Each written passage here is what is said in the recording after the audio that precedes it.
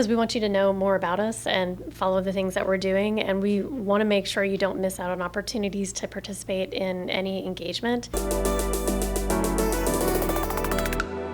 Hi, everyone. I'm Steve Stoller. And I'm Shauna Haley, and this is Inside Plano.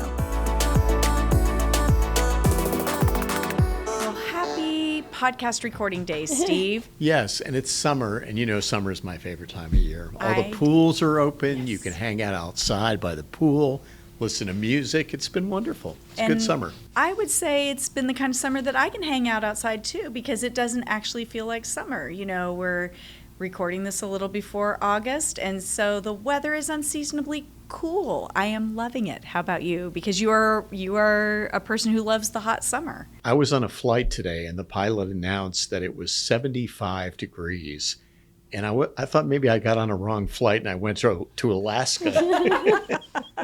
It's all wonderful. Well, you know what? Nobody does fun in summer and pools and all the things like our Parks and Recreation Department That's does. true. And so we're going to get to Parks and Recreation, but for those who are watching the podcast, they're saying, who is sitting in on the podcast in addition to the special guest? So we actually have an additional special guest, our summer intern, Alexa.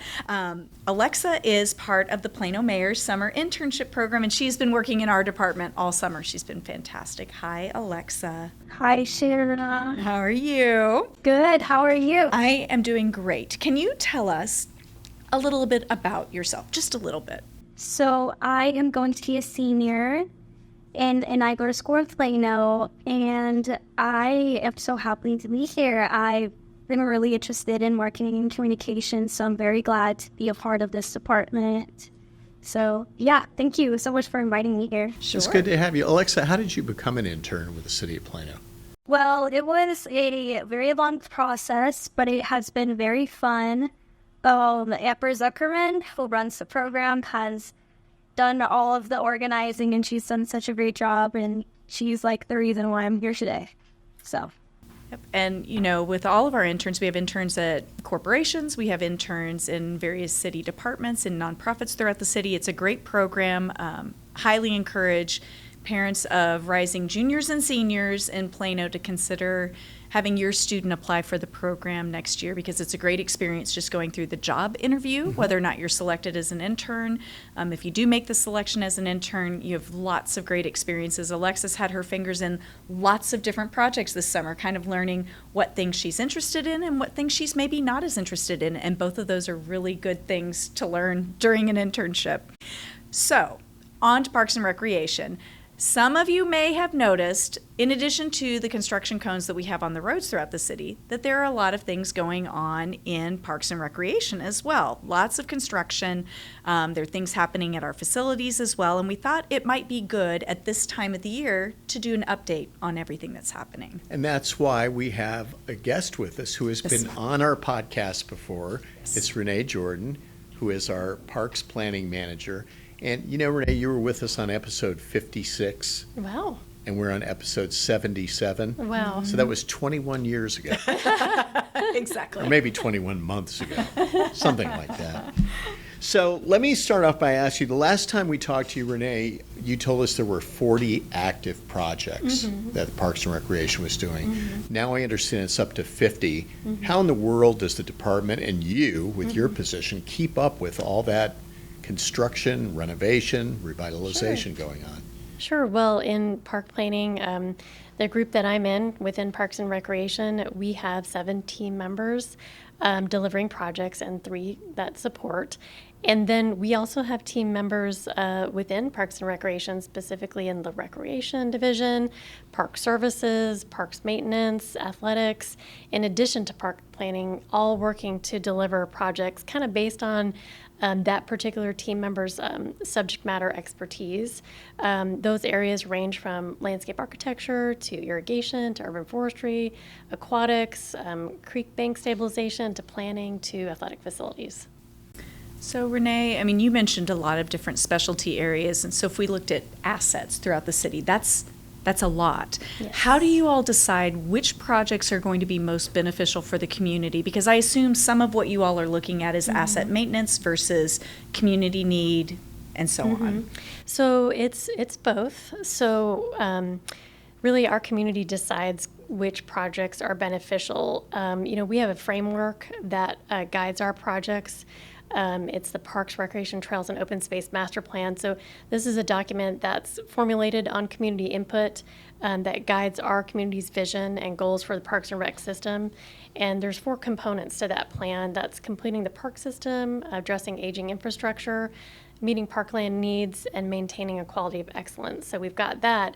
And then with project identification, we've got an asset maintenance system called Cartograph that has data in it that lets us evaluate kind of our parks renovation readiness, and also has information and input that we've received on each park from the community. And so with that information, we're able to identify and prioritize projects. And so once we have projects identified, for example, for a future bond program, then our community, in the form of the Park Planning Board and a bond committee and our council, kind of refine those lists. And eventually those lists become bond programs, and they're voted upon at the ballot box, and implementation of projects begins, and it takes place over a 4 to 5 year period. So projects we're working on now are a result of previous bond program.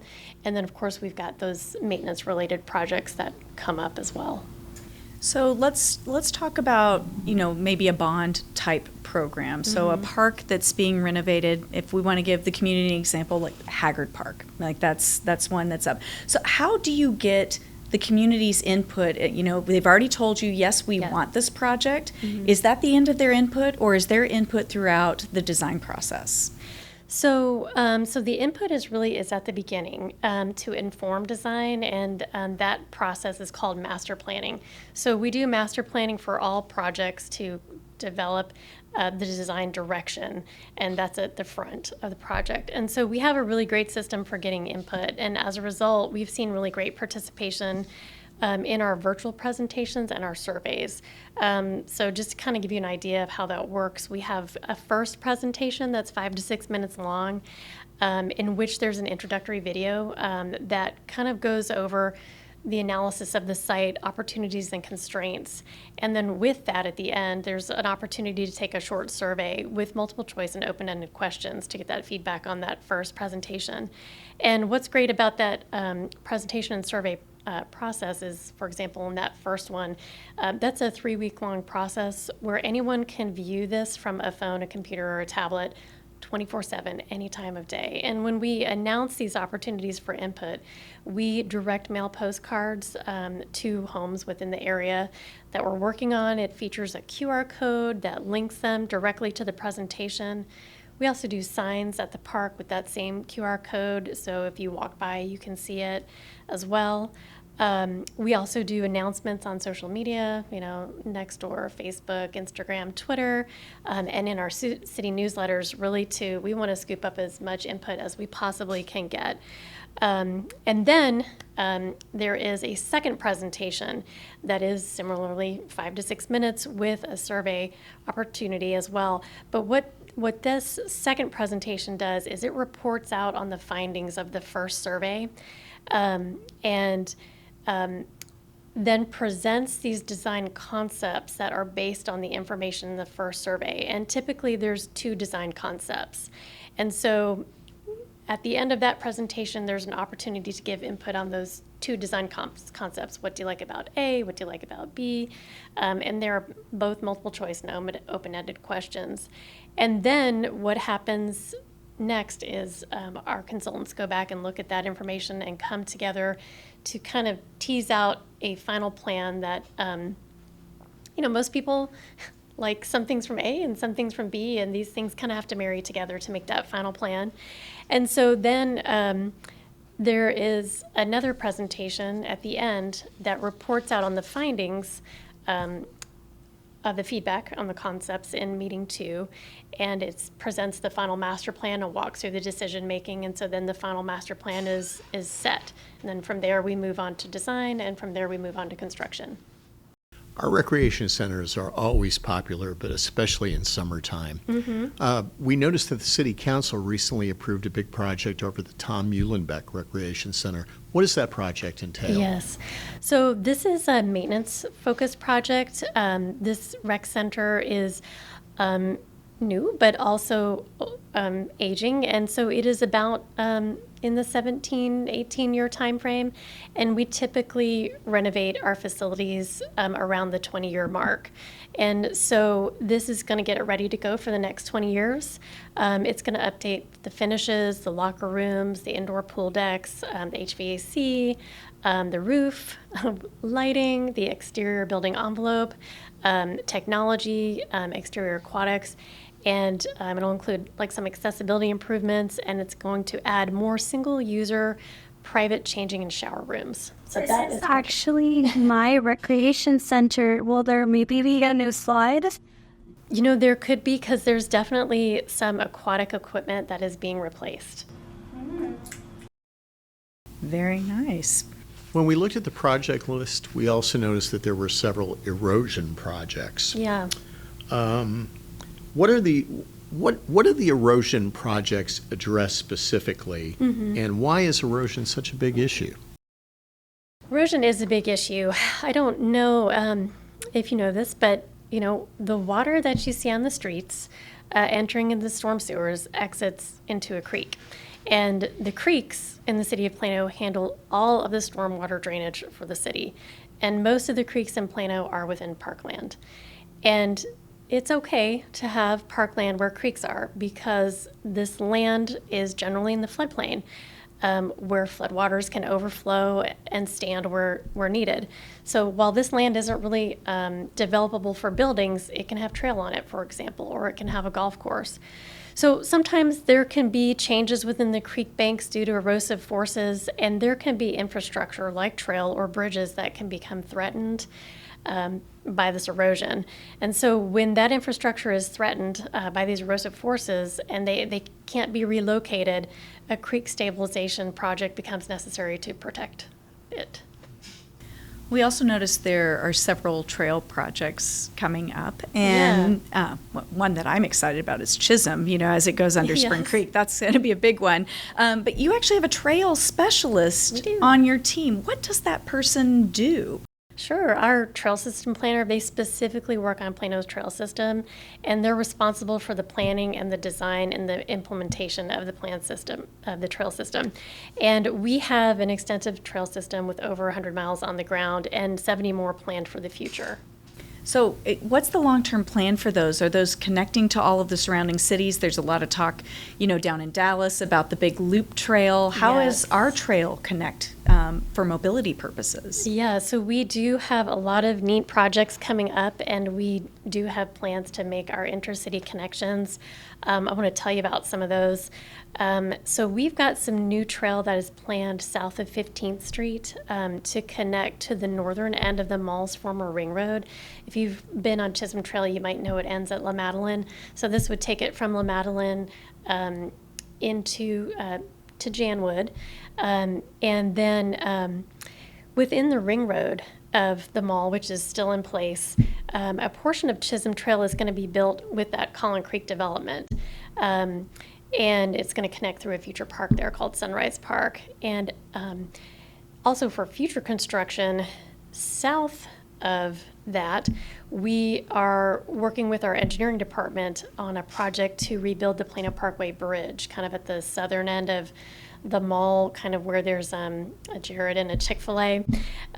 But that bridge would be reconstructed, and in order to accommodate some trail under there, it would need to be raised. It needs to be raised, I think, for other purposes as well. But that would make room for a future trail connection under there, and we could take that a little bit southwest to the intersection of the Alma and Bush Tollway to make a connection there at Richardson, where there's some existing trail and it leads to their dog park under the Bush Tollway. And that would connect into the Spring Creek Nature Preserve trails and stuff like that.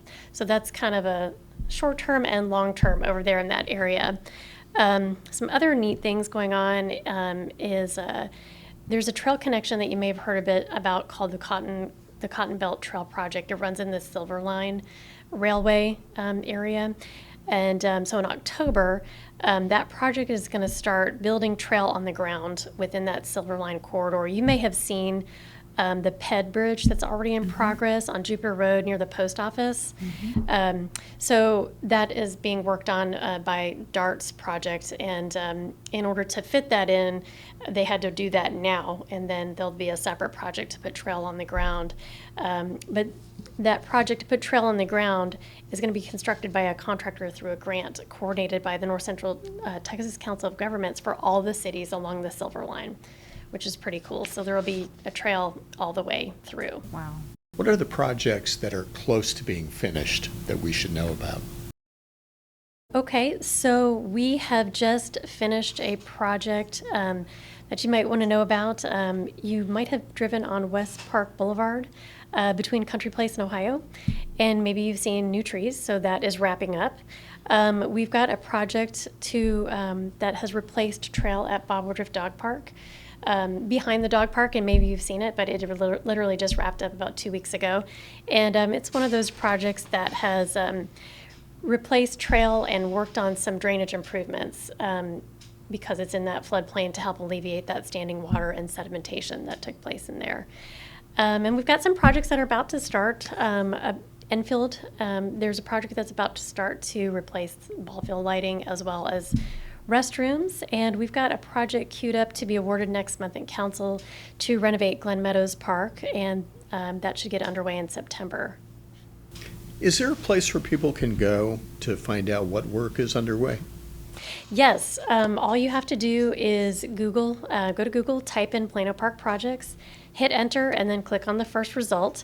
And our site has a list of all the active projects listed by tabs at the top: parks, engineering, maintenance, and future parks.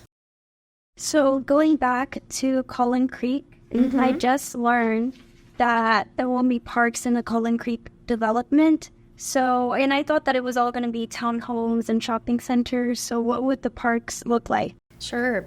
Yeah, so at that site, there's going to be 2 parks along with the Chisholm Trail, making up about 10 acres of parkland within that mall ring road.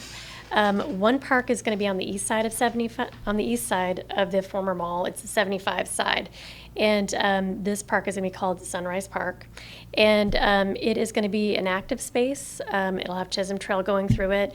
It'll have an entry plaza, a central plaza, seating, open space, shade structures, landscaping, and a playground. And then on the other side, so the west side or the Alma side of the mall, is Starlight Park, and that is a passive green space, and we'll have shade trees, a perimeter walk, a sculptural arch which was salvaged from the original mall, and a gathering plaza with seating and shade trees.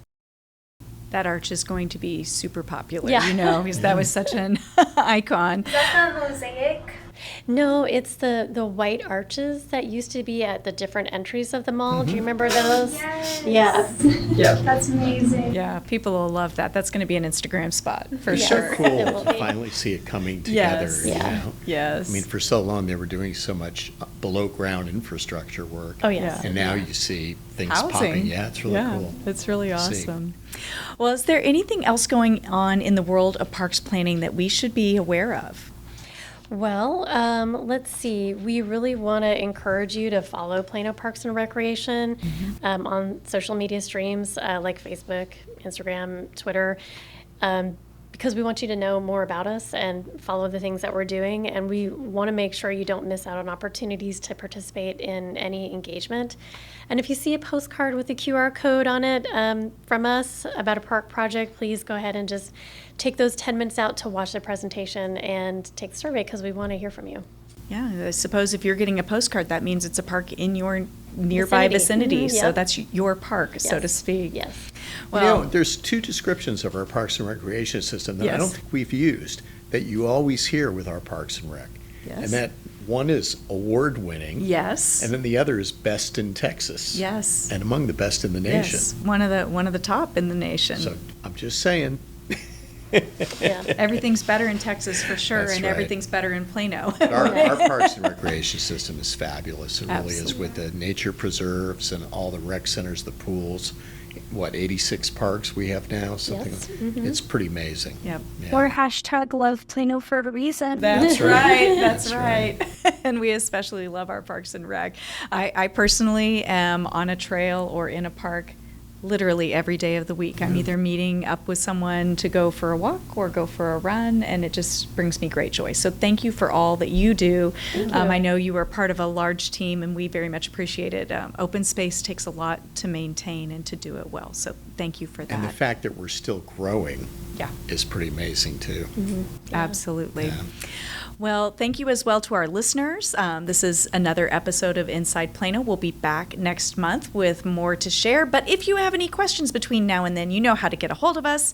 Ask Plano at plano.gov. We will answer your questions. We love to hear your feedback and your suggestions for other shows. Thank you so much, Alexa, Renee, Steve, for joining us for another episode. And we'll talk with you next time. Thank you. Thank you. Thank you. And that's it for our Inside Plano. We hope you enjoyed it as much as we did doing it. If you have any comments or suggestions, send them to us at askplano@plano.gov. Bye. Talk to you next month. The Inside Plano podcast is brought to you by the City of Plano.